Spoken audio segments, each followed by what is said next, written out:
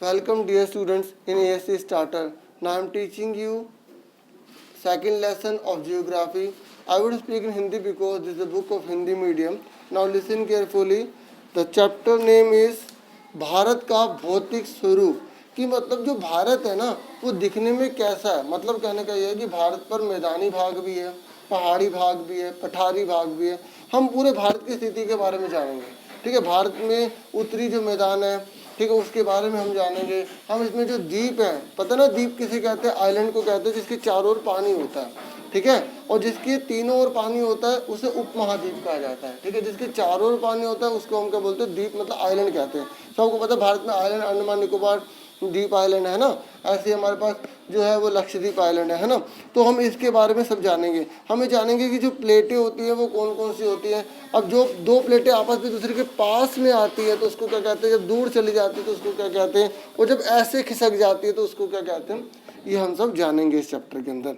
ठीक है, अब हम फटाफट स्टार्ट कर देते हैं। ठीक है, जैसा कि आप जानते हैं कि भारत विभिन्न स्थलाकृतियों वाला विशाल देश है। मतलब भारत एक ऐसी कंट्री जिसके पास बहुत सारी स्थलाकृति हैं, जैसे पहाड़ भी है, मैदान भी है, पठार भी है, जैसे कि मैंने आपको बताया। ठीक है, यदि आप मैदानी क्षेत्र में रहते हैं, मैदानी मतलब जैसे आप दिल्ली में रहते हैं, पंजाब में रहते हैं, ठीक है, हरियाणा में रहते हैं, यूपी में रहते हैं, ठीक है, मैदानी क्षेत्र में रहते हैं, तो आप वहाँ के दूर तक फैले विशाल मैदानों से परिचित होंगे। बड़े बड़े वहाँ समतल जमीन को देखेंगे। बिल्कुल कैसी जमीन देखेंगे, ऐसे समतल देखेंगे जैसे आपको बुक दिखाई दे रही है। यदि आप पर्वतीय क्षेत्र में मतलब पहाड़ी इलाके में रहते हैं तो आप पर्वतीय ढलानों और घाटियों में देखेंगे। जैसे पहाड़ होते हैं ना, ऐसे ऐसे पहाड़, ठीक है, घाटियाँ होती है, तो उसको आप देखोगे। ठीक है, अगर आप कहाँ रहते हैं, पर्वतीय क्षेत्र में रहते हैं तो। ठीक है, तो इस तरीके से भारत में जो है विभिन्न प्रकार की भूआकृतियाँ पाई जाती है, जैसे पर्वत हो गए, मैदान हो गए, मरुस्थल। पता मरुस्थल किसे कहते हैं, जहाँ पर बहुत बड़ी मात्रा में पानी की कमी होती है। दूर दूर तक आपको जो है ना सैंड ड्यून्स दिखाई देंगे। ठीक है, मतलब रेत के बड़े बड़े पहाड़ दिखाई देंगे, जो दूर दूर तक पेड़ आपको मिलेंगे ही नहीं। ठीक है, तो भारत में मरुस्थल भी है, पठार भी है और द्वीप भी है। ठीक है, तो कितनी चीज़ें होगी, एक पर्वत, दो मैदान, तीसरा मरुस्थल, चौथा पठार और पांचवा द्वीप। हम इन सबके बारे में पढ़ेंगे इस चैप्टर के अंदर। अब आप ये सोच रहे होंगे कि विभिन्न प्रकार की भूआकृतियाँ कैसे बनी। अब हम भारत की मुख्य जो भूआकृतियों की विशेषता तो उसकी संरचना के बारे में जानेंगे। मतलब अब हम ये जानने जा रहे हैं कि ये आखिर चीज़ें बनी कैसे। ठीक है, हिमालय पर्वत का निर्माण कैसे हुआ, अरब सागर का निर्माण कैसे हुआ, ये ऐसे क्वेश्चन है जो बहुत बार एग्जाम में आए हुए हैं। ठीक है, आओ आगे बढ़ते हैं। यहाँ विभिन्न प्रकार की शैलें पाई जाती हैं। शैलें मतलब चट्टानें पाई जाती हैं, जिसमें से कुछ संगमरमर की तरह कठोर होते हैं। संगमरमर है ना, जैसे ताजमहल बना हुआ है, तो वैसी कठोर हमारे पास चट्टानें हैं, जिसका प्रयोग ताजमहल के निर्माण में वो देखो लिखा भी हुआ है। कुछ सेलखड़ी की तरह मुलायम होती है, जिसका प्रयोग टैल्कम पाउडर बनाने के लिए किया जाता है। ठीक है, आपने कैरम बोर्ड खेला होगा, तो उसमें जब हम पाउडर डालते हैं तो उससे हमारी जो गिट्टियाँ होती हैं बहुत तेज़ी से भागने लग जाती है। तो वो जो उसमें डालते हैं ना पाउडर, वो टैल्कम पाउडर, तो ऐसे कह रहा है कि हमारे पास कुछ चट्टानें ऐसी हैं जो बहुत मुलायम हैं।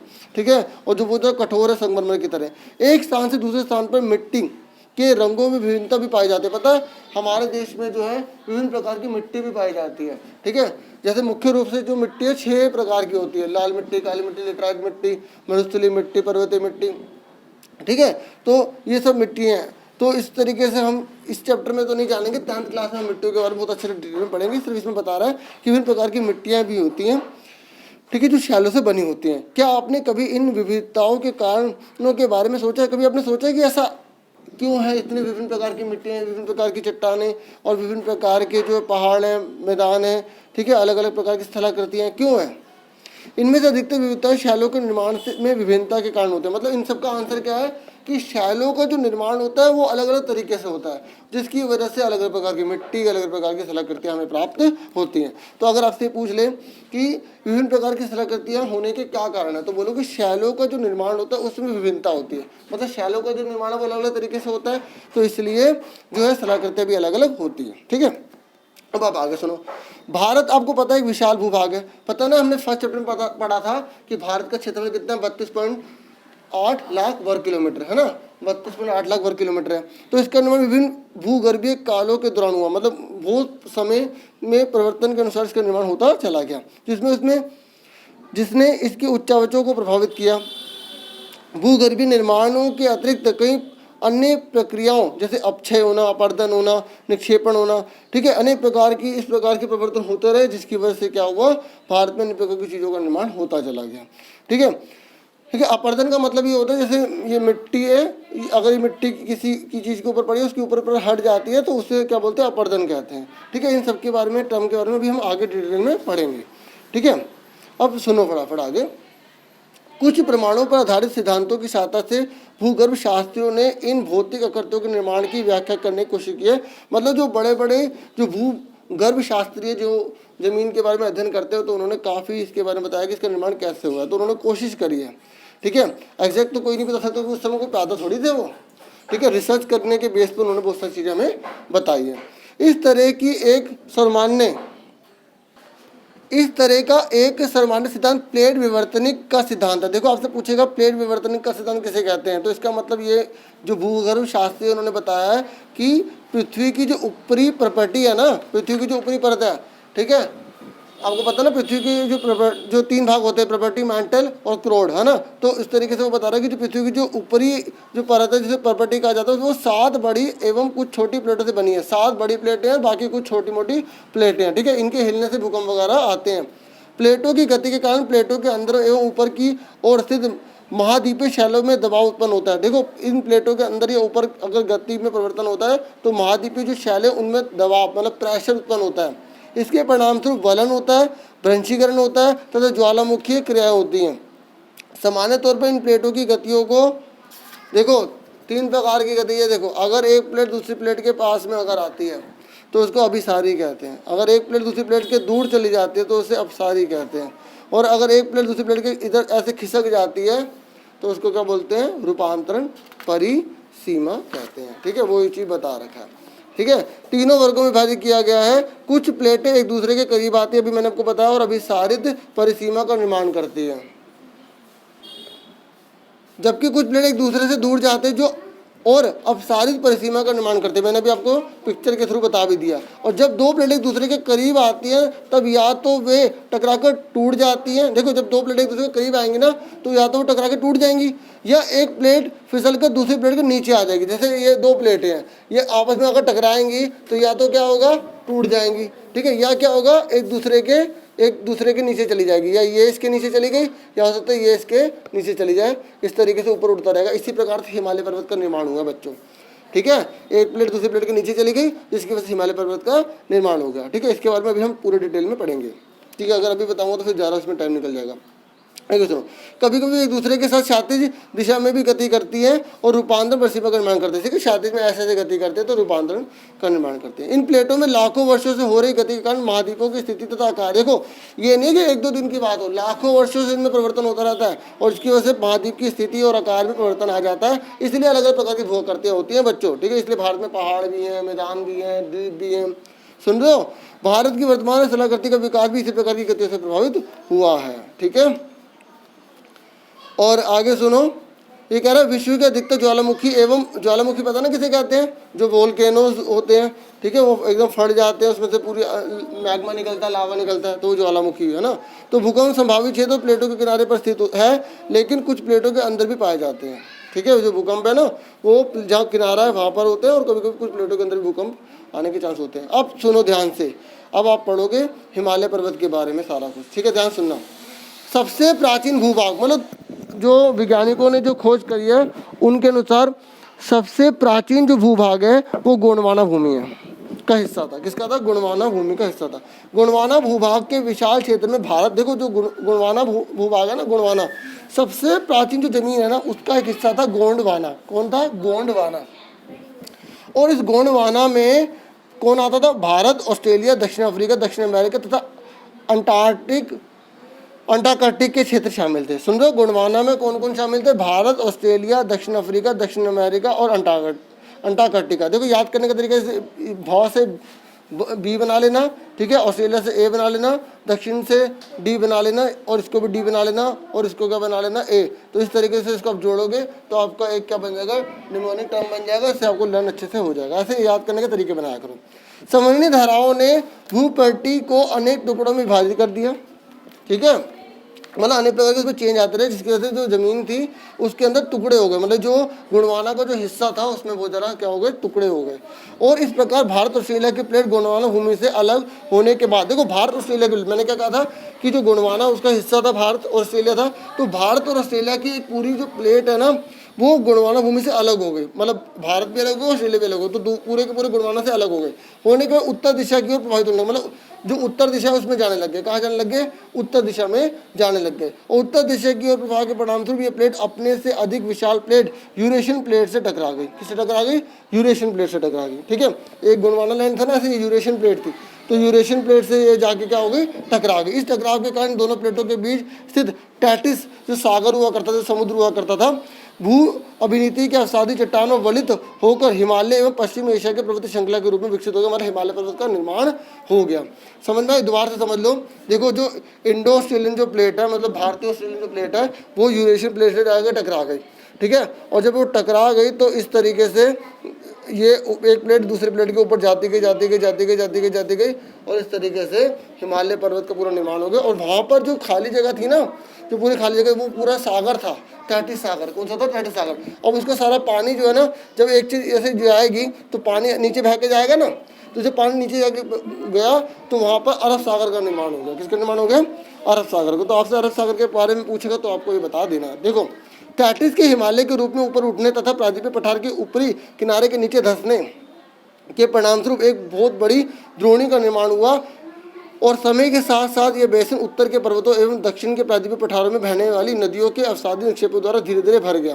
ठीक है, मतलब नदियां बन गई बहुत सारी।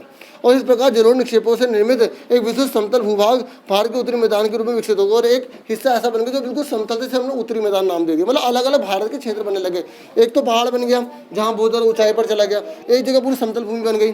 ठीक है, इस तरीके से बाकी कुछ थोड़ा थोड़ा ऊंचा रह गया, ठीक है, और थोड़ा कम ऊंचा रह गया, तो उसको क्या बोला गया?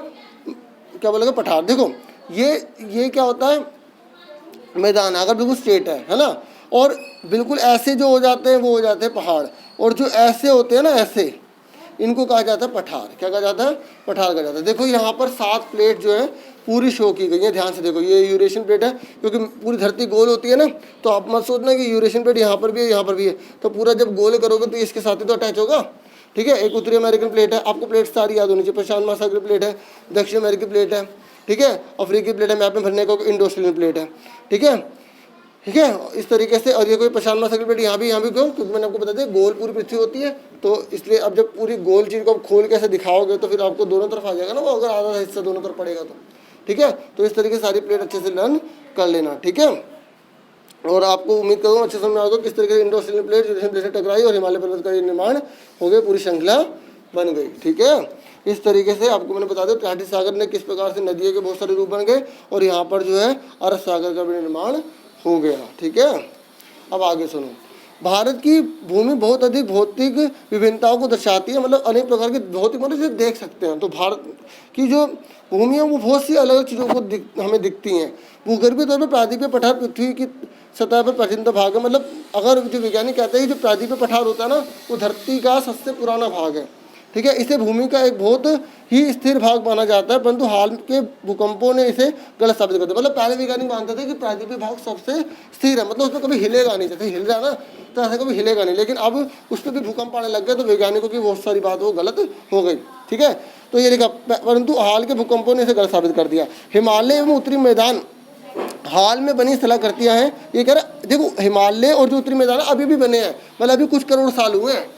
अब तुम कहोगे भैया करोड़ साल हो गए सर, करोड़ साल हो गए, और ये आप कह रहे अभी भी, हाँ, पूरी धरती के मुकाबले करोड़ साल नहीं माने जाएंगे कि अभी थोड़ा समय हुआ है। सुनो, भूगर्भ वैज्ञानिकों के अनुसार हिमालय पर्वत एक अस्थिर भाग है। मोस्ट इम्पोर्टेंट ऑप्शन पे टिक करने को आता है, ट्रू फॉल्स में आता है कि हिमालय पर्वत अस्थिर है। अस्थिर का मतलब समझते हो कि इसमें गति हो रही है, परिवर्तन हो रहा है, धीरे धीरे इसमें मूवमेंट हो रही है। सुन रहे हो मेरी बात? तो इस पर आप करके आना, अगर अस्थिर भाग है तो ट्रू लिख के आना।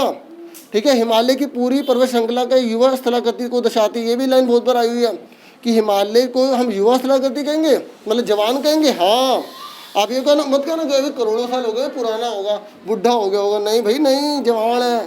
ठीक है, सुनो, जवानी आई हुई है, इसमें चेंजेस हो रहे हैं, जिसमें ऊंचे शिखर, गहरी घाटियों और तेज बहने वाली नदियां हैं। उत्तरी मैदान जरूर निक्षेपों से बने हैं। प्रायद्वीपीय पठार आग्नेय रूपांतरित शैलों वाली कम ऊंची पहाड़ियों एवं चौड़ी खाट से बने हैं।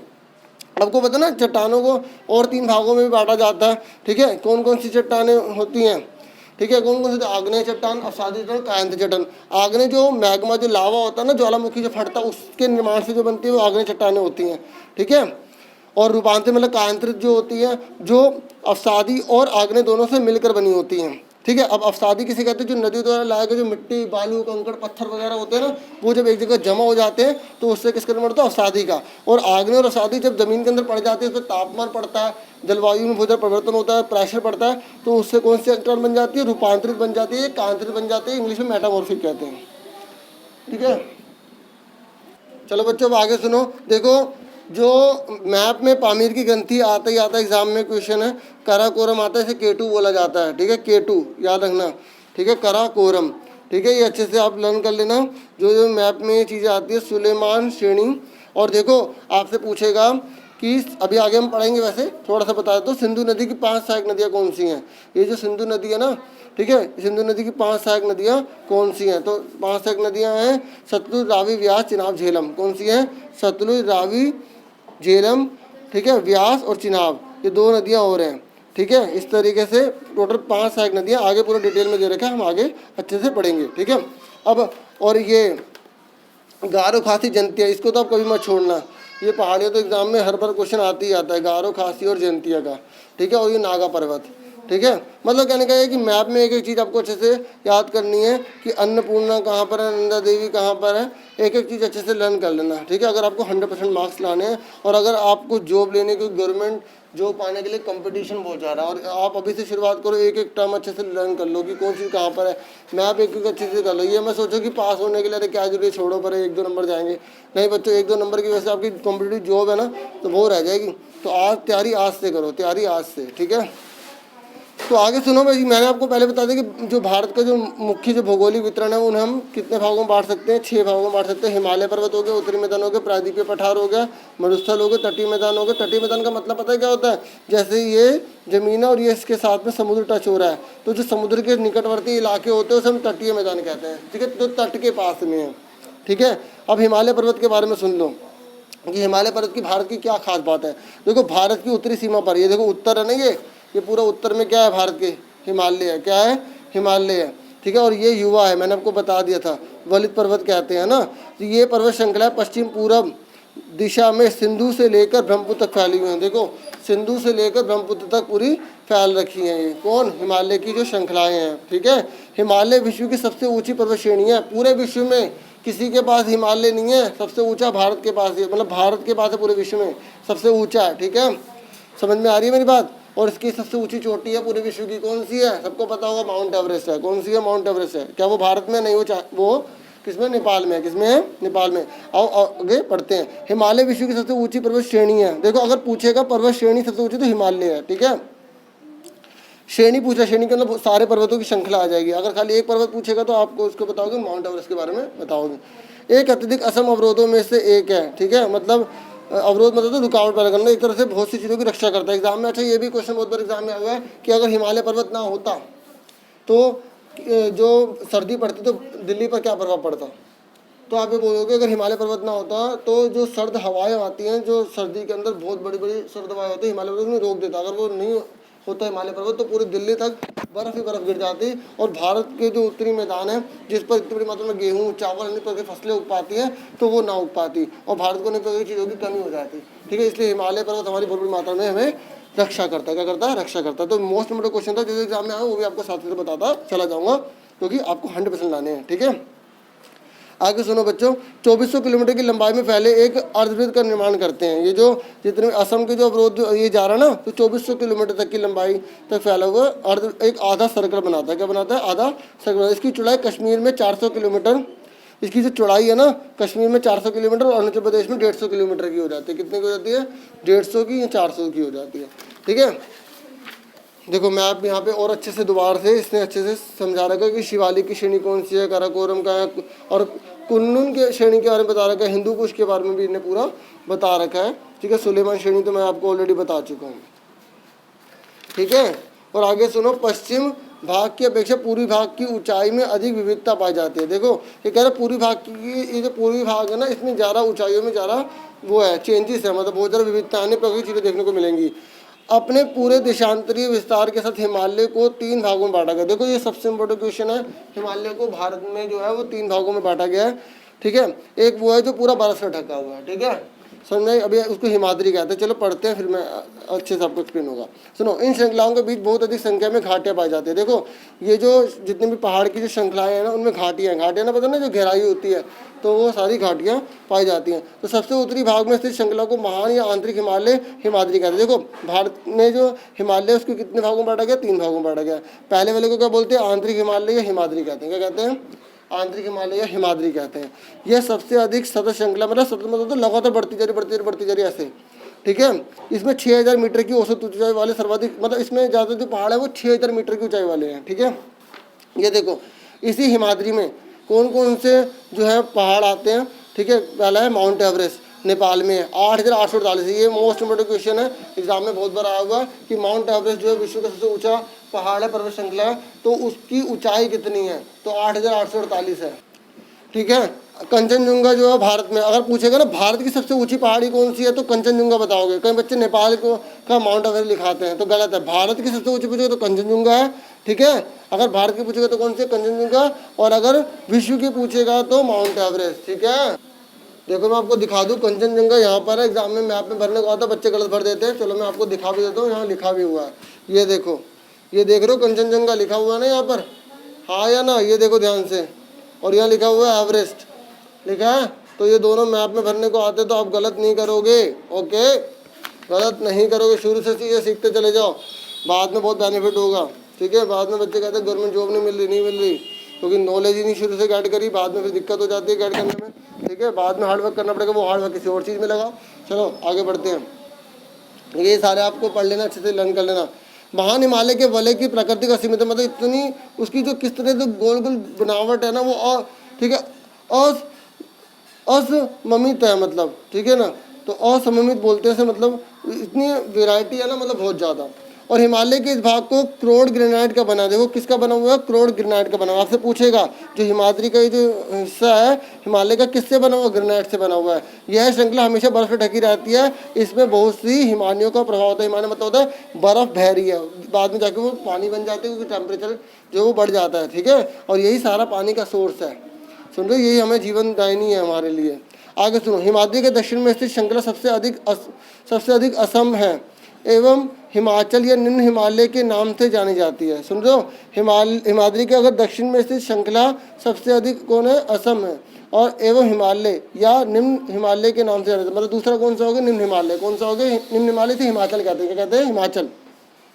इन श्रृंखलाओं का निर्माण मुख्यतः अत्यधिक संपीड़ित एवं पर्वतीय शैलों से हुआ है, मतलब प्रेशर पड़ने की वजह से इसका निर्माण हुआ है, ठीक है। और इसकी ऊंचाई कितनी, 3700 से लेकर 4500 किलोमीटर के बीच में है, और चौड़ाई कितनी, 50 किलोमीटर। इसकी चौड़ाई कितनी है, 50 किलोमीटर, ठीक है। कितनी है, 50। जबकि पीर पंजाल श्रृंखला सबसे लंबी एवं, ये पूछेगा कि हिमाचल, ये जो दूसरा वाला पार्ट है श्रृंखला में, तो उसमें पीर पंजाल श्रृंखला सबसे लंबी है। सबसे लंबी कौन सी है, पीर पंजाल, ठीक है। सबसे महत्वपूर्ण श्रृंखला है धौलाधर एवं महाभारत श्रृंखला भी महत्वपूर्ण है, ठीक है। आपसे पूछेगा धौलाधर जो है वो किस में आती है, हिमाद्री में आती है, हिमाचल में आती है, ठीक है। सुन रहे मेरी बात, ये शिवालिक में आती है, तो आप किस में बताओगे, हिमाचल में आती हैं, ठीक है। मतलब निम्न हिमालय में आती है, दूसरे वाले में आती हैं, ठीक है। आगे इसी श्रृंखला के में कश्मीर की घाटी और हिमाचल के कांगड़ा और कुल्लू की घाटियाँ आती हैं। इस क्षेत्र को पहाड़ी नगरों के लिए भी जाना जाता है। समझ में आ गया। आगे सुनो, हिमालय की सबसे बाहरी श्रृंखला, मतलब थर्ड वाली, कौन सी, थर्ड वाली, बाहरी वाली मतलब थर्ड वाली कौन सी, शिवालिक कहा जाता है। इसकी चौड़ाई 10 से 50 है खाली, ठीक है, और ऊंचाई कितनी, 900 से लेकर 1100। ये श्रृंखला उत्तर में स्थित मुख्य हिमालय की श्रृंखलाओं से नदियों द्वारा लाई गई असंपीड़ित अवसादों से बने, मतलब जो नदियाँ लेके आते हैं ना गाढ़ा, ठीक है, मतलब वो मिट्टी वगैरह कंकड़ लाते हैं, तो उससे बनी है, ठीक है। और ये घाटियाँ बजरी और जलोढ़ की मिट्टी की मोटी परत से ढकी हुई है। निम्न हिमालय और तथा शिवालिक के बीच में स्थित, देखो द्वार सुन लो, हिमालय के 3 भाग हैं, ठीक है। हिमालय की जो श्रृंखला, पहला कौन सा हो गया, हिमाद्री हो गया, दूसरा कौन सा हो गया, निम्न हिमालय हो गया या हिमाचल हो गया, तीसरा हो गया शिवालिक हो गया। इन दोनों के बीच में लंबवत घाटी होती है, मतलब परपेंडिकुलर जैसी घाटी बनी हुई है, उसको दून कहते हैं। और जैसे आपने देहरादून सुना होगा, तो इन दोनों के बीच में कौन सी शहर स्थित है? देहरादून, कोटली दून, पाटली दून। अगर आपसे पूछेगा दून किसे कहते हैं, तो आप क्या बताओगे कि जो निम्न हिमालय है या निम्न हिमाचल है और जो शिवालिक है, इनके बीच में जो लंबवत घाटी है, मतलब जो 90 डिग्री के एंगल पे बना रही है, तो उसको क्या बोला जाएगा? दून कहा जाता है। ठीक है, क्या कहा जाता है? दून। ठीक है, तो आपसे पूछेगा कोई दो या तीन दून के नाम बताओ, तो आप बोलोगे देहरादून, कोटली दून और पाटली दून। आप समझ में आ गया कि देहरादून, कोटली दून और पाटली दून कहाँ पड़ते हैं? इस उत्तर दक्षिण के अतिरिक्त हिमालय को पश्चिम से पूर्व तक स्थित क्षेत्रों के आधार पर भी विभाजित किया जाता है। इन वर्गीकरणों को नदी घाटों की सीमाओं के आधार पर किया जाता है। उदाहरण के लिए सतलुज एवं सिंधु के बीच स्थित हिमालय के भाग को पंजाब हिमालय के नाम से जाना जाता है। ये मोस्ट इम्पोर्टेंट है, आपसे पूछेगा पंजाब हिमालय किसके बीच में स्थित है, तो आप क्या बताओगे? सतलुज एवं सिंधु के बीच स्थित हिमालय के भाग को पंजाब हिमालय के नाम से जाना जाता है। तो आप फिलअप में भर दोगे। ठीक है, इसलिए एसएससी में बच्चों के नंबर नहीं आते, क्योंकि वो अंदर से डीपली एक चीज़ नहीं पढ़ते। तो बच्चे 100 से 100 आते हैं। क्यों? क्योंकि वो एक ही चीज़ को अच्छे से समझते हैं और उन्हें लर्न करते हैं और कंसेप्ट क्लियर करते हैं। लेकिन पश्चिम से पूर्व तक क्रमशः इसे कश्मीर तथा हिमाचल हिमालय के नाम से भी जाना जाता है। ठीक है, सतलुज तथा काली नदियों के बीच की स्थित हिमालय के भाग को कुमायूं हिमालय के नाम से जाना जाता है। देखो नाम से पता लग रहा है, काली का से काली, का से कुमाऊं, तो कुमाऊं हिमालय के नाम जाना जाता है। तो ये एक एक चीज़ पूछेगा, आपको अच्छे से बतानी है। काली तथा तीस्ता नदियाँ नेपाल हिमालय का एवं तीस्ता तथा दिहांग नदियाँ असम हिमालय का सीमांकन करती है, मतलब उसकी बाउंड्री को बनाती हैं एक तरह से। हिमालय के कुछ क्षेत्रीय नाम पता कीजिए। अब आप मतलब उस इलाकों में सर्च करके बताइए कि नेपाल में उस जगह को, जिस जगह पे सीमांकन करती है, बाउंड्री बनाती है, तो उस जगह हिमालय की उस जगह को क्या कहा जाता है। तो ये आपके लिए ऐसे क्वेश्चन छोड़ दिया है, आप चाहे तो इसे ढूंढ के मुझे बता सकते हैं। ठीक है, ब्रह्मपुत्र हिमालय की सबसे पूर्वी सीमा बनाती है। देखो ब्रह्मपुत्र हिमालय की सबसे पूर्वी सीमा बनाती है। दिहांग महाखंड गोर्ज के बाद हिमालय दक्षिण की ओर एक तीखा मोड़ बना लेती है, मतलब ऐसा पूरा तीखा मोड़ ले लेती है। ठीक है, अब एक बात आपको और बता दूं कि गोर्ज क्या होते हैं। ये देखो ये होता है गोर्ज। ये ऊंची पहाड़ी है, 3rd चैप्टर में इसको बता रखा है। ठीक है, तो ये इतना गहरापन बन गया, ये किसी पहाड़ या पर्वत जो आता है तो उसको दबाव डालते रहते, नदी डालते रहते, तो उसमें एक बहुत बड़ा गहरा गड्ढा हो जाता है। इस प्रकार से गोर्ज बन जाते हैं। तो यहाँ पर ये तो गोर्ज के बारे में इसने बता रखा है। ठीक है, यहाँ तक आपको क्लियर हो गया। इन्हें पूर्वांचल या पूरी पहाड़ियाँ तथा पर्वत श्रृंखलाओं के नाम से जाना जाता है। जो पूर्वांचल के जो 7 बहनें कहा जाता है ना, असम हो गया, त्रिपुरा हो गया, नागालैंड हो गया, तो वो इसलिए पूर्वांचल की इन्हें, ठीक है, इसे भी पुकारा जाता है, पूरी पहाड़ी भी कहा जाता है। ठीक है, तो कई बच्चों को ये भी कन्फ्यूजन होती है कि ये पश्चिम है या पूरब है। देखो पश्चिम बंगाल है, तो लेकिन ये पश्चिम नहीं है, ये पूरब में है। ठीक है, ये सारा के सारा पूर्वांचल की पहाड़ियाँ होती है। यहाँ पे 7 बहनें भी नहीं कहा जाता, 7 राज्य होते हैं ना। ठीक है, असम हो गया, मेघालय हो गया, त्रिपुरा हो गया, ठीक है, मिजोरम हो गया, तो वो सारे के सारे। तो अब आगे सुनो आप, ये घने जंगल से ढकी हैं। ठीक है, और अधिकतर समांतर श्रृंखलाओं एवं घाटियों के रूप में फैली हुई है। पूर्वांचल में पटकाई, नागा, मिजो और मणिपुर पहाड़ियाँ शामिल है। ये मोस्ट इम्पोर्टेंट है, एग्जाम में बहुत बार भरने को आता है और बच्चे इसे सही भर के भी आते हैं जो पढ़ते हैं। ठीक है, उसके बाद नेक्स्ट आ गया उत्तरी मैदान के बारे में।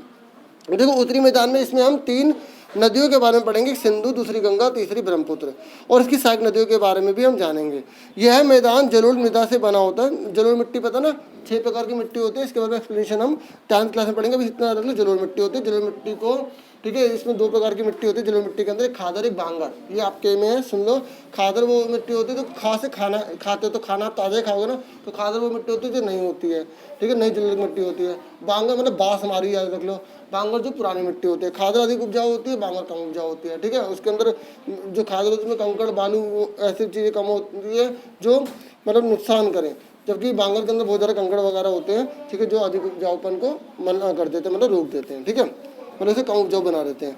लाखों वर्षों में हिमालय के गिरिपाद में स्थित बहुत बड़े बेसिन द्रोणी में जलोढ़ों का निक्षेप हुआ, जिसमें इस उपजाऊ मैदान का निर्माण हुआ है। इसका विस्तार 7 लाख वर्ग किलोमीटर के क्षेत्र पर है। मतलब ये उत्तरी मैदान है, 7 लाख वर्ग किलोमीटर के क्षेत्र फैला हुआ है। यह मैदान 2400 किलोमीटर लंबा और तथा 240 से 320 किलोमीटर चौड़ा है। ये सघन जनसंख्या वाला क्षेत्र है, क्योंकि देखो जहाँ मैदान होते हैं ना वहाँ जनसंख्या बहुत ज़्यादा होगी। क्यों?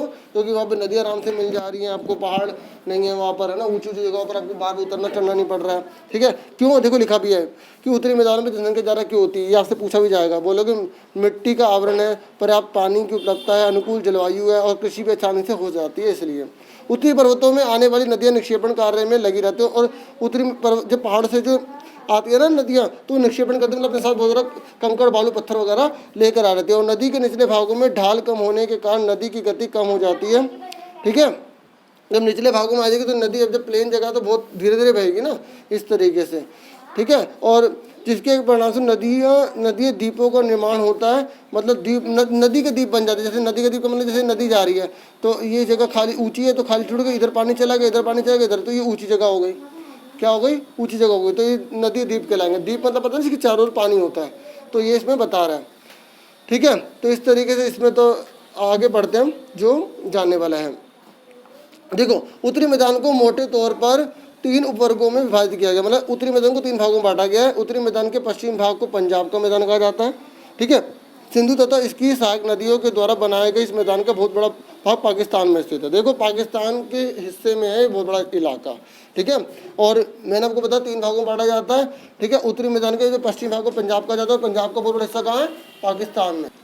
आगे देखो बच्चों, उसके बाद यहाँ तक समझ में आ गया पंजाब का बहुत बड़ा हिस्सा कहाँ है? पाकिस्तान में। तो मतलब सिंधु की बहुत सारी जो सहायक नदी है वो पाकिस्तान के पास है, मतलब उसको क्या कर रही है, उसका जीवन यापन संभव बना रही है। ठीक है, भारत से होके निकलती हैं, ठीक है, पहाड़ों से होके निकलती है। सिंधु तथा इसकी सहायक नदियों द्वारा बनाए गए इस मैदान का बहुत बड़ा भाग पाकिस्तान में स्थित है। सिंधु तथा इसकी सहायक नदियाँ कौन सी? देखो, मैंने आपको शुरू में वीडियो में बताया था कि सिंधु की 5 सहायक नदियाँ कौन सी, एग्जाम में बहुत बार रिपीट हुआ है। ये लिखा झेलम, चिनाब, रावी, ब्यास, सतलुज। ठीक है, 5 सहायक नदियाँ जो हिमालय से निकलती है। मैदान के इस भाग में दोआबों की संख्या बहुत अधिक है। क्या है? दोआबों की संख्या बहुत ज़्यादा इसके अंदर पाई जाती है। ठीक है, दोआब का मतलब पता नहीं क्या होता है बच्चों? दोआब का मतलब होता है जैसे एक नदी है इसके बीच की ज़मीन हो गई, तो 2 नदियों के बीच के भाग को दोआब कहते हैं। अच्छा, पंजाब का नाम पंजाब क्यों पड़ा है? क्योंकि पंजाब का मतलब होता है 5 तथा आब। ठीक है, तो मतलब 5 नदियों के बीच में जो क्षेत्र है, तो मतलब 5 नदियाँ जो पंजाब को सींचती है एक तरह से, इसलिए पंजाब का नाम पंजाब क्या पड़ा है? पंजाब पड़ा। ठीक है, समझ में आ गया? पंच जमा आब, पंजाब। ठीक है, गंगा के मैदान का विस्तार घग्गर तथा तीस्ता नदियों के बीच है। ठीक है, गंगा का जो मैदान है वो घग्गर और तीस्ता नदियों के बीच में है। ये उत्तरी मैदान के राज्य हरियाणा, दिल्ली, उत्तर प्रदेश, बिहार, झारखंड के कुछ भाग तथा पश्चिम बंगाल में फैला है। ब्रह्मपुत्र का जो मैदान है, ठीक है, एक मिनट, ब्रह्मपुत्र का मैदान इसके पश्चिम पिछड़ का असम में स्थित है। उत्तरी मैदानों की व्याख्या समानता इसके उच्चावचों के में बिना किसी विविधता वाले समतल स्थल के रूप में की जाती है। मतलब जो उत्तरी मैदानों में ज़्यादातर प्लेन है। ठीक है, मतलब उसमें उच्चावच नहीं होता, ऊंचा नीचा नहीं होता, ये सही नहीं है। इस विस्तृत मैदानों की भौगोलिक आकृति में विविधता, ये कह रहा है कि आप ये मत सोचते कि उत्तरी मैदान बिल्कुल समतल है, इसके अंदर बहुत सारे चेंजेस हैं, बहुत सारी विविधता पाई जाती है। आकृतियाँ भिन्नता के आधार पर उत्तरी मैदानों को 4 भागों में बांटा गया। मतलब कह रहा है कि उत्तरी मैदान बिल्कुल समतल नहीं है, इसको भी 4 भागों में बांटा गया। नदियाँ पर्वतों से नीचे उतरते समय शिवालिक की ढाल पर 8 से 16 किलोमीटर की चौड़ी पट्टी में गुट्टिका का निक्षेपण करती है। इसे भाबर कहा जाता है। मोस्ट इम्पोर्टेंट क्वेश्चन है, भाबर किसे कहा जाता है? जब नदियाँ पर्वतों से नीचे उतरती हैं, ठीक है, तो एक ढाल बनता है शिवालिक, जैसे 8 से 16 किलोमीटर की चौड़ी पट्टी से होती है ना, तो उससे क्या होता है? गुट्टिका का निक्षेपण करती हैं। क्या करती है? निक्षेपण होता है। ठीक है, इसे क्या कहा जाता है? भाबर कहा जाता है। सभी सरिताएँ इस भाबर पट्टी में विलुप्त हो जाती हैं।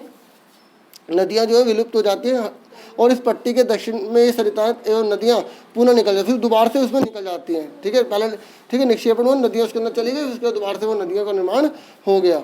और एवं नम तथा दलदली क्षेत्र का निर्माण करते हैं। और देखो ये सुनो, अगर नम और दलदली क्षेत्र बनेगा तो उसे तराई कहा जाता है। क्या कहा जाता है? तराई कहा जाता है। ठीक है, देखो बिल्कुल भी आलसी मत होना, पूरा ध्यान से सुनो। और ठीक है, भले ही वीडियो को रोक के थोड़ी देर बाद दोबारा देख लो, लेकिन एक ही चीज़ ऐसे समझो, तभी बेनिफिट मिलेगा, नहीं तो बेकार है। यह वन्य प्राणियों से भरा घने जंगलों का क्षेत्र है। बंटवारे के बाद पाकिस्तान से आए शरणार्थियों को कृषि योग्य भूमि उपलब्ध कराने के लिए इस जंगल को काटा जा चुका है। ठीक है, इस क्षेत्र में दुधवा राष्ट्रीय पार्क की स्थिति ज्ञात कीजिए। ये आपको खुद पता लगाना है कि दुधवा राष्ट्रीय पार्क कहाँ पर है। ठीक है, छोड़ना मत इसको। उत्तरी मैदान का सबसे विशालतम भाग पुराने जलोढ़ का बना है। ये कह रहा उत्तरी मैदान का जो बहुत बड़ा हिस्सा है वो तो बहुत पुरानी जलोढ़, मतलब पुरानी जलोढ़ मिट्टी से बना हुआ है। वे नदियों के बाढ़ वाले मैदान के ऊपर स्थित है तथा वेदिका जैसी आकृति प्रदर्शित करते हैं। इस भाग को भांगर के नाम से जाना जाता है। देखो भांगर किसे कहते हैं? वे नदियों के बाढ़ वाले मैदान के ऊपर स्थित है। वेदिका जैसे करती जो प्रदर्शित करते हैं, ठीक है, उस भाग को भांगर के नाम से जाना जाता है। इस क्षेत्र की मृदा में चूनेदार निक्षेप पाए जाते हैं, जिसे स्थानीय भाषा में कंकड़ कहा जाता है। ठीक है, निक्षेप का मतलब पता ना, जो बालू कंकड़ मिट्टी पत्थर जो एक जगह जाके जमा हो जाते हैं।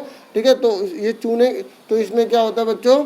कंकड़ ज़्यादा होते हैं। बाढ़ वाले मैदानों में नए तथा युवा निक्षेपों को खादर कहा जाता है। मैंने आपको शुरू में बता दिया था, खादर नई जलोढ़ मिट्टी होती है, बांगर पुरानी जलोढ़ मिट्टी होती है। जो नए निक्षेप होते हैं वो खादर है, जो पुराने निक्षेप होते हैं वो बांगर है। इसका लगभग प्रत्येक वर्ष पुनर्निर्माण होता है, इसलिए ये उपजाऊ होते हैं। ठीक है ना, खादर बहुत उपजाऊ होता है, गहन खेती के लिए आदर्श होता है। तो इसके बीच में से ये पूछे खादर और बांगर में क्या डिफरेंट होता है। अब आ जाओ प्रायद्वीपीय पठार के बारे में। प्रायद्वीपीय पठार एक मेज की आकृति वाला स्थल है। ठीक है, जैसे मेज होता है ना, मेज ऐसे है ना, तो मेज ऐसे, तो बिल्कुल वैसे ही कह रहा है, जो पुराने क्रिस्टलीय आग्नेय तथा रूपांतरित शैलों से बना है। देखो क्रिस्टलीय आग्नेय और रूपांतरित शैलों से बना हुआ यह गुणवाना भूमि के टूटने एवं अववाह के कारण बना था। ठीक है, मैंने बताया ना गुणवाना भूमि का हिस्सा कैसे टूटा था, तो बना था ये। ठीक है, और मैंने आपको बताया था इसके बारे में, लोग सोचते थे कि बिल्कुल पुराना है तो स्थिर रहेगा, इसमें भूकंप नहीं आएगा, तो सारी की सारी भविष्यवाणी धरी की धरी रह गई है ना। अभी भी भूकंप इस पर आया तो गलत साबित हो गया। यही कारण है कि यह प्राचीनतम भूभाग का एक हिस्सा है। इसी पठारी भाग में चौड़ी और छिछली घाटियाँ, छिछली मतलब जैसे छिल्लर से निकल रहे होते हैं ना, वैसे वैसे घाटियाँ इसकी हैं। एक गोलाकार पहाड़ियाँ हैं। ठीक है, और इस पठार के दो मुख्य भाग हैं। कितने भाग हैं? दो मुख्य भाग। चलो अब आगे सुनो। इस पठार के दो मुख्य भाग होते हैं, मध्य उच्च भूमि तथा दक्कन का पठार। ठीक है, मध्य उच्च भूमि पे 3 नंबर का क्वेश्चन आता है कि मध्य उच्च भूमि पे टिप्पणी लिखिए या संक्षिप्त में बताइए। नर्मदा नदी के उत्तर में प्रायद्वीपीय पठार का वह भाग जो कि मालवा के पठार के अधिकतर भागों पर फैला है, उसे मध्य उच्च भूमि के नाम से जाना जाता है। अगर एग्जाम में पूछेगा मध्य उच्च भूमि किसे कहते हैं, तो देखो जो नर्मदा नदी बह रही है ना, कौन सी? नर्मदा नदी। कौन सी बच्चों? नर्मदा नदी जो बह रही है, देखो, तो उसके ऊपर का जो हिस्सा है वो कौन है? मध्य उच्च भूमि। दोबारा पढ़ देता हूँ। नर्मदा नदी के उत्तर में प्रायद्वीपीय पठार का विभाग, उत्तर में, नर्मदा नदी के उत्तर मतलब ऊपर में। ठीक है, तो भाग जो कि मालवा के पठार के अधिकतर भागों पर फैला है, उसे मध्य उच्च भूमि के नाम से जाना जाता है। विंध्य श्रृंखला दक्षिण में मध्य उच्च भूमि तथा उत्तर पश्चिम में अरावली से घिरी हुई है। देखो पहले मैं आपको थोड़ा सा बता दूं कि ये जो नर्मदा नदी है वो यहाँ पर है, ये देखो। तो नर्मदा नदी का जो उत्तर में जो भाग है ना, ये पूरा का पूरा क्या कहलाता है? क्या कहलाता है बच्चों? मध्य उच्च भूमि के नाम से जाना जाता है। ठीक है, ऐसी विंध्य श्रृंखला दक्षिण में मध्य उच्च भूमि तथा उत्तर पश्चिम में अरावली से घिरी है, और पश्चिम में यह धीरे धीरे राजस्थान के बलुई तथा पथरीले मरुस्थल से मिल जाती है। देखो यहाँ पर जो है ना, यहाँ पर जो है देखो अरावली की पहाड़ियाँ हैं, यहाँ दिख रहा है आपको। ठीक है, तो यहीं पर सारा का सारा जो है वो मध्य वाला हिस्सा है। ठीक है, मध्य वाला हिस्सा उत्तर पश्चिम में अरावली से घिरा। ठीक है, पश्चिम में यह धीरे धीरे राजस्थान के बलुई और पथरीले मरुस्थल से मिल जाता है। ठीक है, इस क्षेत्र में बहने वाली नदियाँ चंबल, सिंधु, बेतवा तथा केन दक्षिण पश्चिम के उत्तर पूर्वी तरफ बहती है। ठीक है, तो ये सारी नदियाँ ये आपको याद रखनी है कौन सी है, ये मध्य उच्च भूमि और किसकी? पश्चिम में। ठीक है, इस प्रकार वे इस क्षेत्र के ढाल को दर्शाते हैं। मध्य उच्च भूमि पश्चिम में चौड़ी लेकिन पूर्व में संकीर्ण, मतलब पश्चिम में क्या है? चौड़ी, और पूर्व में आते क्या हो जाती है? संकीर्ण हो जाती है, मतलब नहर हो जाती है। इस पठार के पूर्वी विस्तार को स्थानीय रूप से बुंदेलखंड और बघेलखंड के नाम से जाना जाता है। इसके और पूर्व के विस्तार को दामोदर नदी द्वारा अपवाहित छोटा नागपुर पठार दर्शाता है। दक्षिण का पठार एक त्रिभुजाकार भूभाग है जो नर्मदा नदी के दक्षिण में स्थित है। देखो दक्षिण का जो पठार है वो त्रिभुजाकार है, कैसा? त्रिभुज की तरह है। ठीक है, और जो नर्मदा नदी के दक्षिण में स्थित है, किसके? नर्मदा नदी के दक्षिण में स्थित है। दक्षिण में याद रखना, नीचे। और उत्तर में इसके चौड़े आधार पर सतपुड़ा की श्रृंखला है। तो सतपुड़ा की श्रृंखला एग्जाम में बहुत बार आई हुई है, जबकि महादेव कैमूर की पहाड़ी मेकाल श्रृंखला इसके पूर्वी विस्तार में है। ठीक है, ये मैंने आपको मैप में दिखा देता हूँ। मेकाल जो है ये देखो, आप देख सकते हैं, आपको यहाँ दिख जाएगी, ये देखो, है ना। ये सारी की सारी पहाड़ियाँ हैं। आपको एक एक चीज़ अच्छे से आनी चाहिए, तभी आप अच्छे से कर पाओगे। और आगे सुनो, भारत के भौतिक मानचित्र पर इन पहाड़ियों एवं श्रृंखलाओं की स्थिति को ज्ञात करें। ठीक है, मैंने आपको दिखा दिया, आपको याद अच्छे से कर लेना। दक्षिण का पठार पश्चिम में ऊंचा तथा पूर्व की ओर कम ढाल वाला है। इस पठार का एक भाग उत्तर पूर्व में भी देखा जाता है, जिसे स्थानीय रूप से मेघालय कार्बी एंगलोंग पठार तथा उत्तर कचार पहाड़ी के नाम से जाना जाता है। यह एक भ्रंश के द्वारा छोटा नागपुर पठार से अलग हो गया है, ठीक है, भ्रंश आ गया, मतलब कुछ टूट फूट हुई जिसके से वो अलग हो गया। और पश्चिम में पूर्व की ओर 3 महत्वपूर्ण श्रृंखलाएं गारो खासी जयंती है। मैंने इसके बारे में भी आपको शुरू में बताया था कि 3 श्रृंखलाएं मोस्ट इम्पोर्टेंट गारो खासी जयंती एग्जाम में बहुत बार आई हुई हैं, ठीक है, समझ में आ गया। तो यह एक भ्रंश के द्वारा छोटा नागपुर पठार से अलग हो गया है। पश्चिम में से पूर्व की ओर 3 महत्वपूर्ण श्रृंखलाएं बताइए। तो पश्चिम से पूर्व की ओर 3 महत्वपूर्ण श्रृंखला कौन सी? गारो खासी और जयंतिया। दक्षिण के पठार के पूर्वी एवं पश्चिम सिरे पर क्रमशः पूर्वी तथा पश्चिमी घाट स्थित है। पश्चिमी घाट पश्चिम तट के समांतर स्थित है, वे सतत है तथा उन्हें केवल दर्रों के द्वारा ही पार किया जा सकता है, ठीक है। किसके द्वारा? दर्रों के द्वारा। भारत के भौतिक मानचित्र में थाल घाट, भोर घाट तथा पाल घाट की स्थिति ज्ञात कीजिए। ये आपको पता लगाना है, मोस्ट इम्पोर्टेंट है ये भी, ठीक है। पश्चिम घाट पूर्वी घाट की अपेक्षा ऊंचे हैं। पश्चिम घाट जो है ना वो पूर्वी घाट की अपेक्षा ऊंचे हैं, ठीक है। पश्चिम घाट और पूर्वी घाट में अंतर आएगा। पश्चिम घाट ऊंचे हैं क्योंकि पूर्वी घाट जो है वो नीचे है, ठीक है। पश्चिम घाट पूर्वी घाट की अपेक्षा ऊंचे हैं। पूर्वी घाट के 600 मीटर की औसत ऊंचाई की तुलना में पश्चिम घाट की ऊंचाई 900 से 1600 मीटर है। पश्चिम घाट और पूर्वी घाट में बहुत बार डिफरेंट आया हुआ है, बहुत बार रिपीट किया हुआ है, तो आप इसको छोड़ना मत, अच्छे से कर लेना, ठीक है। एक तो होगा पश्चिम घाट ऊपर है पूर्वी घाट की अपेक्षा, पूर्वी घाट नीचे है पश्चिम घाट की अपेक्षा। पश्चिम घाट की ऊंचाई कितनी है? 900 से लेकर 1600, जबकि पूर्वी घाट की कितनी है? 600 मीटर के आसपास, ठीक है। ये मौसम में डिफरेंट है। पूर्वी घाट का विस्तार महानदी घाटी से दक्षिण में नीलगिरी तक, कहाँ पे? नीलगिरी तक। कहाँ पे? नीलगिरी तक पूर्वी घाट का विस्तार, ठीक है। और पूर्वी घाट का विस्तार सतत नहीं, मतलब ये लगातार नहीं, जैसे ये हो रहा फिर है ही नहीं, तो उसके बाद फिर बाद में शुरू हो गया, तो अनियमित है। क्या है? अनियमित। ये बंगाल की खाड़ी में गिरने वाली नदियों ने इनको काट दिया है, ठीक है। पश्चिम घाट में पर्वतीय वर्षा होती है, देखो पश्चिम घाट में पर्वतीय वर्षा होती है और यह वर्षा घाट के पश्चिम ढाल पर आर्द्र हवा से टकराकर, ठीक है, ऊपर उठने के कारण होती है। पश्चिम घाट को विभिन्न स्थानीय नामों से भी जाना जाता है। पश्चिम घाट की ऊंचाई उत्तर से दक्षिण की ओर बढ़ती है, ठीक है। इस भाग के शिखर ऊंचे हैं, ठीक है। अगर एग्जाम में पूछेगा पश्चिम घाट के, ठीक है, शिखरों के नाम बताइए, तो डिफरेंट में भी आप लिख सकते हो, समझो, डिफरेंट में भी लिख सकते हो कि पश्चिम घाट का शिखर का नाम है अनाईमुड़ी, डोडा बेटा, ठीक है, डोडा याद रख लो, छोटा बेटा से याद रख लो, डोडा बेटा, ठीक है। और पूर्वी घाट का डिफरेंट में लिख देना महेंद्रगिरी, मोस्ट इम्पोर्टेंट है, बहुत बार एग्जाम में आया हुआ है और ट्रू फॉल्स में भी आता है कि जो महेंद्रगिरी है वो पूर्वी घाट में है, तो आप बोलोगे ट्रू है। महेंद्रगिरी पश्चिम घाट में है, बोलोगे फॉल्स है, ठीक है। इस तरीके से ट्रू फॉल्स में फिलअप में आएगा तो आपको भरना है। पूर्वी घाट के दक्षिण पश्चिम में शेवराय तथा जावेड़ी की पहाड़ियाँ भी स्थित हैं, देखो ये भी याद रखना, शेवराय और जावेड़ी, ठीक है। तो इस तरीके से याद करने का तरीका होगा शेजा से याद रख लेना, ठीक है। तो शे से शेवराय और जा से जावेड़ी, ठीक है। और उद्गम मंडलम जिसे ऊटी की नाम से जाना जाता है, ठीक है, उडमंग, ठीक है, ये अच्छे से याद कर लेना, उड़ग मंडलम, ठीक है, कौन सा? उड़ग मंडलम, जिसे ऊटी के नाम से जाना जाता है। और कोड़ई कनाल जैसे प्रसिद्ध पहाड़ी नगरों की स्थिति मानचित्र में ज्ञात कीजिए। तो ये मानचित्र में आपको ढूंढना है, ये अच्छे से इसको भी कर लेना। प्रायद्वीप पठार की एक विशेषता यही पाई जाने वाली काली मिट्टी है। देखो प्रायद्वीप पठार की विशेषता तो काली मिट्टी होती है यहाँ पे। कौन सी होती है? काली मिट्टी। कौन सी होती है? काली मिट्टी। अच्छा, हमने एक बात सुनो, उत्तरी मैदानों में कौन सी मिट्टी पड़ी थी? जलोढ़ मिट्टी के बारे में, ठीक है, याद रखना, एग्जाम में अगर पूछ ले तो उत्तरी मैदानों में जलोढ़ मिट्टी है, और जबकि प्रायद्वीप मैदानों में कौन सी? काली मिट्टी, जिसे दक्कन ट्रेप के नाम से भी जाना जाता है। इसकी उत्पत्ति ज्वालामुखी से हुई है। देखो काली मिट्टी इसलिए क्योंकि इसकी उत्पत्ति ज्वालामुखी से हुई है। किससे हुई है? ज्वालामुखी, इसलिए इसके शैल आग्नेय हैं।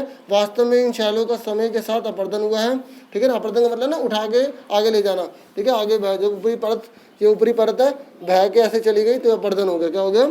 अपर्दन हो गया, ठीक है बच्चों, जिसमें काली मिट्टी का निर्माण हुआ। अरावली की पहाड़ियाँ प्रायद्वीप पठार के पश्चिम तथा उत्तरी पश्चिम किनारे पर स्थित है। ये बहुत अधिक अपर्दित और खंडित पहाड़ी, मतलब ये जो अरावली की पहाड़ी ये नहीं लगातार बन रही है, खंडित है, टूटी फूटी हुई हो गई हैं। ये गुजरात से लेकर दिल्ली तक दक्षिण पश्चिम एवं उत्तरी पूर्व दिशा में फैली हुई हैं, ठीक है। और अगर पूछे विश्व की जो है सबसे पुरानी पहाड़ियाँ कौन सी है, तो अरावली की पहाड़ियाँ ही बताना आप, ठीक है। और गुजरात से होकर दिल्ली तक दक्षिण पश्चिम और उत्तरी पूर्वी देशों में फैली हुई है, ठीक है। अभी खंडित है तो इसे पता नहीं लगता, थोड़ा थोड़ा पता इसका लगता है, ठीक है। अब हम पढ़ने जा रहे हैं भारतीय मरुस्थल के बारे में। आगे सुनो भारतीय मरुस्थल के बारे में, ठीक है। तो अरावली पहाड़ी के पश्चिम किनारे पर थार का मरुस्थल स्थित है। कौन सा? थार का मरुस्थल। कहाँ पर? राजस्थान में, पता है ना, थार का मरुस्थल। यह बालू के टिब्बों से ढका एक तरंगित मैदान है। इस क्षेत्र में प्रतिवर्ष 150 मिलीमीटर से भी कम बारिश होती है। देखो सबसे कम बारिश होती है, इसलिए तो मरुस्थल है। ये क्या है? मरुस्थल है। ठीक है। इस शुष्क जलवायु वाले क्षेत्र में वनस्पति बहुत कम है, मतलब जो जंगल है, पेड़ पौधे बहुत कम है। वर्षा ऋतु में कुछ सरिताएं दिखती हैं, मतलब बारिश होती है ना तो कुछ नदियां दिखने लग जाती हैं और उसके बाद वे बालू में ही विलीन हो जाते हैं, मतलब मिट्टी में मिल जाती हैं। पर्याप्त जल नहीं मिलने से वे समुद्र तक नहीं पहुंच पाती। केवल लूनी ही इस क्षेत्र की सबसे बड़ी नदी है। एग्जाम में पूछेगा भारतीय मरुस्थल की सबसे बड़ी नदी कौन सी है? आप बोलोगे लूनी नदी। कौन सी नदी? लूनी नदी। बरकान अर्धचंद्राकार बालू का टीला का विस्तार बहुत अधिक क्षेत्र पर होता है, लेकिन लंबवत टीले भारत पाकिस्तान सीमा के समीप प्रमुखता पाए जाते हैं। मतलब लंबे लंबे जो ऐसे टीले ना डून से होते हैं, तो ये भारत और पाकिस्तान की सीमा पर ज़्यादा मिलेंगे आपको। ठीक है, ये देखो कितने दूर से पानी लेने जा रहे हैं, क्योंकि क्या है, मरुस्थलीय इलाका है ना पूरा। यदि आप जैसलमेर जाएँ तो बरकान के समूह देख सकते हैं। ठीक है, आगे सुनो, तटीय मैदान सुनो। प्रायद्वीपीय पठार के किनारे देखो तटीय मैदान बताया था ना मैंने आपको, समुद्र के किनारे जो स्थित इलाके होते हैं। तो प्रायद्वीपीय पठार के किनारों संकीर्ण तटीय पट्टियों का विस्तार है। यह पश्चिम में अरब सागर से लेकर पूर्व में बंगाल की खाड़ी तक विस्तृत फैला हुआ है। ठीक है, पश्चिम तट सुनो बच्चों, पश्चिम तट पश्चिम घाट तथा अरब सागर के बीच स्थित एक संकीर्ण मैदान है। इस मैदान के 3 भाग है। कितने? 3 भाग। तट के उत्तरी भाग को कोंकण, तट के उत्तरी भाग को क्या कहते हैं? कोंकण। मध्य भाग को कन्नड़ मैदान एवं दक्षिण भाग को मालाबार तट कहा जाता है। तो तटीय मैदान के 3 भाग अच्छे से याद कर लो। उत्तरी भाग को कोंकण कहा जाता है, मध्य भाग को कन्नड़ मैदान कहा जाता है, दक्षिण को क्या कहा जाता है? मालाबार तट कहा जाता है। बंगाल की खाड़ी में के स्थित विस्तृत मैदान चौड़ा एवं समतल है। जो बंगाल की खाड़ी में ना, उसका जो मैदान है वो चौड़ा है, कभी समतल है, प्लेन है। उत्तरी भाग में इसे उत्तरी सरकार कहा जाता है। मोस्ट इम्पोर्टेंट, उत्तरी सरकार कहाँ किसे कहा जाता है? तो उत्तरी भाग में बंगाल की खाड़ी में जो है उसे उत्तरी सरकार कहा जाता है। जबकि दक्षिण भाग कोरोमंडल तट के नाम से जाना जाता है। बड़ी नदियाँ इसमें आती है, जैसे देखो आपसे पूछेगा भी कि बंगाल की खाड़ी में इनमें कौन सी नदी है? महानदी, गोदावरी, कृष्णा और कावेरी। ठीक है, तो मैं आपको दिखा दूँ बंगाल की खाड़ी और अरब सागर कहाँ पर है। ठीक है, देखो ये ध्यान से देखो, पिक्चर में बना हुआ है। ठीक है, ये अरेबियन सी, अरब का सागर है और ये बंगाली खाड़ी है। ठीक है, और यहाँ जो कृष्णा, कावेरी, गोदावरी की बात हो रही है, आप यहाँ देख सकते हैं नदियाँ लिखी हुई हैं। कृष्णा है ना, लिखा हुआ ना, कावेरी, कृष्णा, गोदावरी, महानदी है ना, लिखा हुआ ना, सारी के सारे बंगाल खाड़ी में गिर रही है। एग्जाम में बोलेगा 2 नदियों के नाम बताओ जो बंगाल खाड़ी में गिरती है। ठीक है, एक एक चीज़ आप करोगे, कोई भी चीज़ आप छोड़ नहीं सकते। अरब सागर में गिरने नदी कौन सी? नर्मदा, तापी है। ठीक है, ये 2 नदियाँ कर लो, बहुत है। ठीक है, समझ में आ गया आपको यहाँ तक? आगे सुनो, आगे सुनो। अब उसके बाद हम पढ़ने जा रहे हैं द्वीप समूह। द्वीप समूह बता दें, इसके चारों पानी होता है। देखो ये है, ये आइलैंड है, इसके चारों पानी है, तो ये द्वीप समूह कहलाएगा।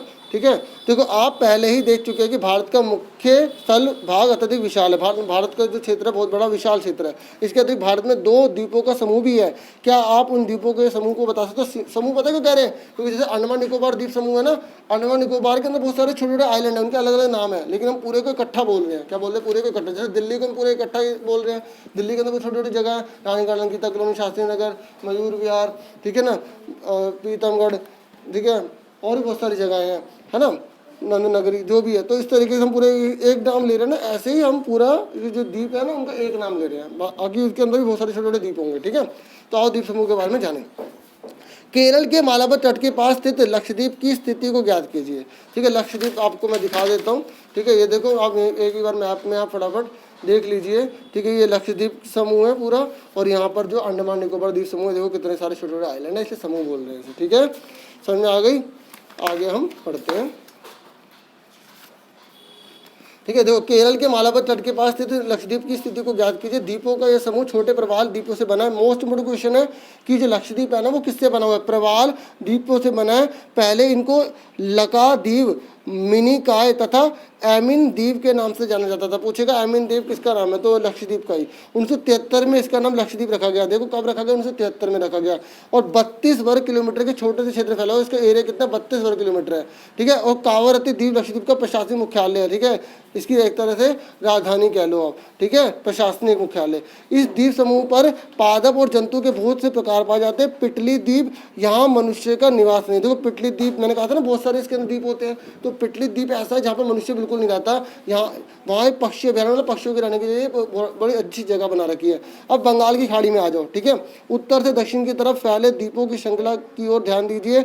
ये अंडमान एवं निकोबार द्वीप है। यह द्वीप समूह आकार में बहुत आकार में बड़े संख्या में बहुल और बिखरे हुए हैं। ये द्वीप समूह मुख्यतः 2 भागों में बटा हुआ है, उत्तर में अंडमान और दक्षिण में निकोबार है। ठीक है, 2 पार्ट हैं इसके, अंडमान और निकोबार। ये माना जाता है कि ये द्वीप, ठीक है, माना जाता है कि ये द्वीप समूह निमज्जित पर्वत श्रेणियों के शिखर हैं। ठीक है, यह द्वीप समूह देश की सुरक्षा के लिए बहुत महत्वपूर्ण है। यह द्वीप समूह में पाए जाने वाले पादप और जंतुओं में बहुत अधिक विविधता है। यह द्वीप विषुवत वृत्त के समीप स्थित है और एवं यहाँ की जलवायु विषुवतीय है तथा यह घने जंगलों से आच्छादित है। ठीक है, अच्छा मैं एक और चीज़ बता दूं, मोस्ट बड़ा क्वेश्चन एग्जाम में बहुत बार आया हुआ, ये जो ब्लू ने लिखा हुआ है कि भारत का एकमात्र सक्रिय ज्वालामुखी, मतलब जो ज्वालामुखी फटते रहते हैं, ठीक है, जो मतलब अभी भी जिंदा है, वो अंडमान निकोबार में। उस अंडमान निकोबार द्वीप समूह के अंदर द्वीप का नाम है बैरन द्वीप। कौन सा नाम है? बैरन। मोस्ट इंपोर्टेंट है, इस चीज़ को आप मत भूलना। ऐसी एक और चीज़ ये भी है, ये जितने भी ब्लू वाले हैं इनको आप बिल्कुल नहीं इग्नोर कर सकते। चिल्का झील भारत के खारे पानी की सबसे बड़ी झील है। ये उड़ीसा के महानदी डेल्टा के दक्षिण में स्थित है। ठीक है, हालांकि अगले चैप्टर में पूरा दे रखा है कि मीठे पानी की झीलों के नाम बताओ, जैसे बुल्का झील, वूलर झील हो गई, डल झील हो गई। ठीक है, आपसे पूछेगा खारे पानी की झील बताओ तो आप चिल्का झील बता दोगे। ठीक है, तो आपसे वो अलग अगले नेक्स्ट चैप्टर में, तो उसमें हम अच्छे डिटेल में पढ़ेंगे। ठीक है, फिर मैंने थोड़ा सा बता दिया। विभिन्न भू आकृति विभागों का विस्तृत विवरण प्रत्येक विभाग की विशेषताएं स्पष्ट करता। तो हमने मतलब सारी विशेषताएं पढ़ ली अच्छी थी, परंतु ये स्पष्ट है कि ये विभाग एक दूसरे के पूरक है, मतलब कोई भी इलाका एक दूसरे से अलग नहीं हो सकता। वे देश को प्राकृतिक संसाधन समृद्ध बनाते हैं। इसी से हमारा देश जो है वो बहुत ज़्यादा अमीर है, मतलब समृद्ध है, हमारे पास बहुत सारे संसाधन है। ठीक है, उत्तरी पर्वत जल एवं वनों के प्रमुख स्रोत है, मतलब हमें बता रहा है कि उत्तर में हमें जल मिलता है उत्तर से, और हमें बहुत सारे जंगल मिलता है, तो जंगल से बहुत सारी जड़ी बूटियाँ, बहुत सारी चीज़ें मिलती हैं। उत्तरी मैदान देश के अन्न भंडार है। इस तरह से हम कहते हैं उत्तरी जो मैदान है वो अन्न भंडार से हमारा पेट पलता है। इससे प्राचीन सभ्यताओं के विकास को आधार मिला। और पठारी भाग क्यों इंपॉर्टेंट है? पठारी भाग में खनिज ही खनिज है। पता है बच्चों पठारी भाग की खास बात क्या होती है? इसके अंदर सोना, तांबा, चांदी, ठीक है, कोयला, अनेक प्रकार की चीज़ें मिलती हैं। तो पठारी भाग भी इंपॉर्टेंट हुआ। ठीक है, जिसने देश के औद्योगिक में, इसलिए देश के औद्योगिकरण में विशेष भूमिका निभाई है। तटीय क्षेत्र क्यों इम्पोर्टेंट है? मछली के लिए, ठीक है, पौध के लिए, क्योंकि यहीं पर तो बड़े बड़े मात्रा में जहाज आएंगे, सामान उतारेंगे और चढ़ाएंगे, और विदेशी देशों से हमारा संपर्क स्थापित होगा। इस तरीके से कुल मिला के सारी की सारी जो हमारे भौगोलिक स्थिति है हमारे लिए वरदान है, और हमें अपने देश पर गर्व है। तो आज इतना बहुत है, उम्मीद करूंगा आपको अच्छे से समझ में आएगा। और ये जो प्रवाल है इसके बारे में पढ़ लेना, ठीक है, क्योंकि इसी से लक्षद्वीप जो है वो बना हुआ है। ठीक है, मोस्ट इंपोर्टेंट है। तो इस तरीके से आपको मैंने पूरा चैप्टर अच्छे से समझा दिया। उम्मीद करूंगा ये वीडियो आपके लिए काफ़ी इन्फॉर्मेटिव रही होगी और आपको काफ़ी अच्छा भी लगेगा। प्लीज़ वीडियो को लाइक जरूर करना, 1 लाइक तो जरूर बनता है। शेयर भी करना, सब्सक्राइब करना। बीच में मैंने एक बार भी नहीं बोला लाइक शेयर सब्सक्राइब, तो प्लीज़ ये रिस्पॉन्सिबिलिटी जरूर पे करना। ठीक है, आज के लिए इतना बहुत है, मैं ऐसी वीडियो लाता रहूँगा। Thank you for watching.